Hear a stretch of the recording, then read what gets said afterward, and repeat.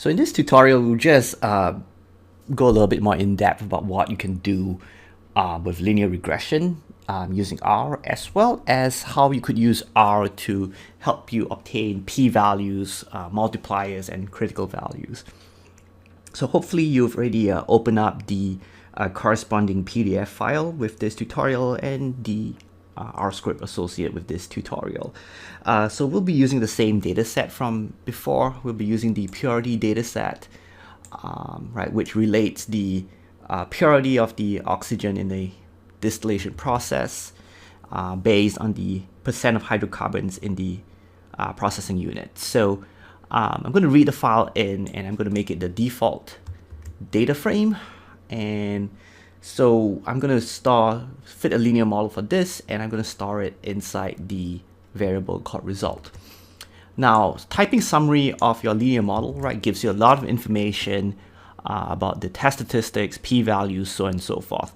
Now, what happens is, occasionally what will happen is you might be using a function which may not provide you the p-values. Now, in this case, the LM function does provide that for you, but some other functions may not. So a few things that you can think about, right? If you want to obtain your p-values or create your own confidence interval. So let's say we want to create a confidence interval for the slope, right? So we know the sample slope is 11.801. Based on this, right, what is, say, a 95% confidence interval associated with this slope? So we know that a confidence interval for the slope uses a t multiplier. So if you are looking at a 95% confidence interval, right, we've shown before that that 95% is in the middle of the bell-shaped curve. Now, if you use the function qt, that helps us get the corresponding multiplier. However, the thing you have to note is this percentage gives us the percent to the left of your multiplier. So if it's 95% in the middle, then the area to the left is actually that 95% plus one tail end, right? The two tail ends add up to be 5%. One tail end will be 2.5%. So that's why we have to put in qt 0.975. And then we have to put in the degrees of freedom. So in a regression setting, the degrees of freedom is the sample size minus 2, because we have one slope, one intercept. So the sample size for this data is actually 20, so that's why we have a degrees of freedom 18. So the multiplier is over here, right, 2.100922. So if you want to, you could compute the confidence interval on your own. So this is Q. Q stands for quantile, and then T is for T distribution. Some of the distributions we'll be looking at will be the F distribution, so that'll be QF. If you're using the normal distribution, it's going to be Q norm. Okay, so let's say we want to find the confidence interval, right? We know the confidence interval formula is given by the estimate plus or minus your multiplier times the standard error. So let me just type that in.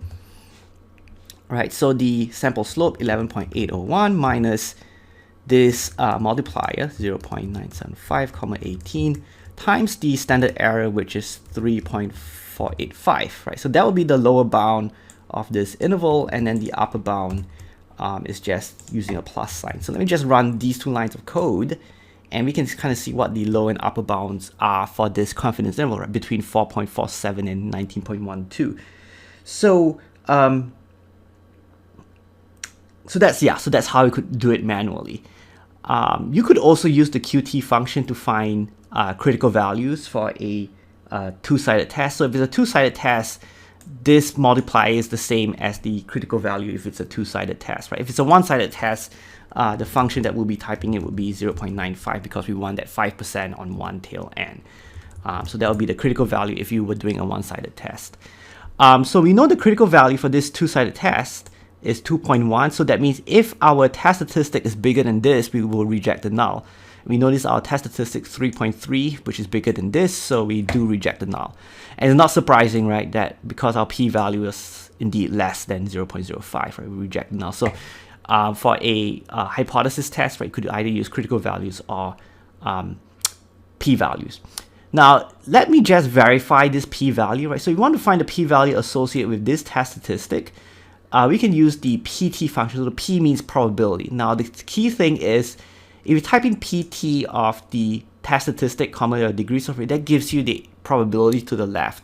But in this case, it's a two-sided test, so we want the area to the right, and we want to multiply that area by 2 because it's a two-sided test. So to find the area to the right, we're going to subtract this probability from 1, multiply that by 2, and that gives us the p-value for the two-sided test. And it is consistent with this output over here.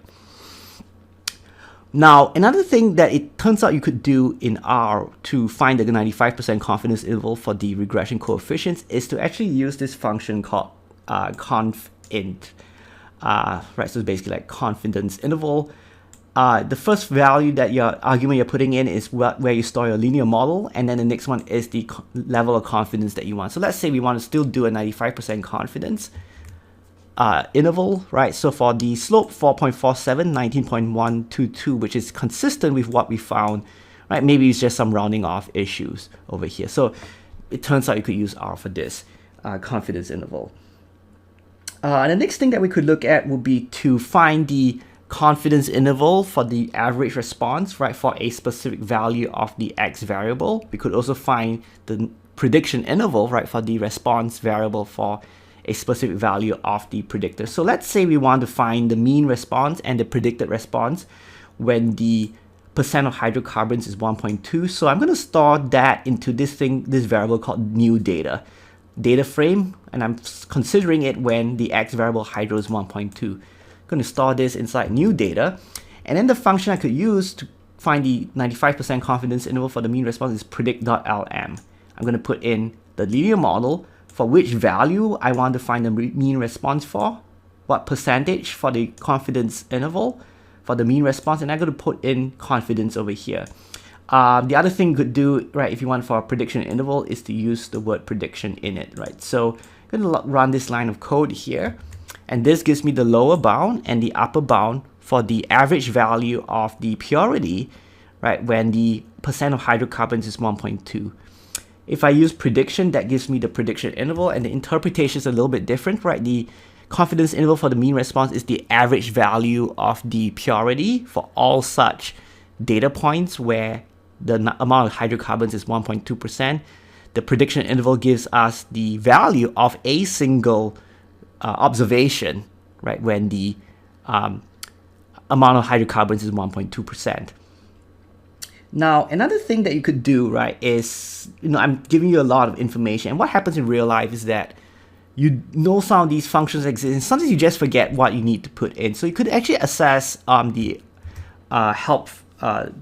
help page or the help documentation in R. You just type in question mark and then the name of the function that you want to use, and then press enter, and then I will produce the help function, or the help documentation will actually be loaded through your internet browser, right? So predict.lm, right? So it tells me I have to put in the object, right? So basically it's the lm. New data is basically, new data over here is basically for which you want to make the prediction for. Interval, it tells you none, confidence or prediction, level 95%. So this could be useful, right? Obviously, if you don't remember the name of the function, you could always use Google to kind of help you with that, right? So they're just wanting you to be aware that this exists. Some other things that you could consider. So one of the things I said, right, if you remember that we could always extract components associated with our variable. Now in this case, let's say I want to extract components associated with my linear model that which I store inside the variable result, right? So what happens if I just want to extract, say, the coefficient for hydro, the coefficient for intercept, or the residuals? So you can always see what components you can extract from a particular result. So let me use the names, and then I want to see what can I extract from what I stored inside results. So let me just run that. I can extract the coefficients, I can extract the residuals, and I can extract fitted values. So those are the three things that you're probably going to be using the most in this particular class. So again, just as a reminder, to extract, say, the residuals, let's say you want to see what the values are for the residuals, you can just type in result $residuals, right? So you don't actually even have to type in the whole name because there's nothing else that is similar to residuals. So let's say I type this and I run it, it gives me the residuals. Let's say I'm a little bit lazy and I just type residual over here and I run it, it also will produce the residuals, right? Because none of the other components have a name similar to residual. So sometimes all you need to do is just type in the first few letters associated with the component, right? Some other things you could do would be to say result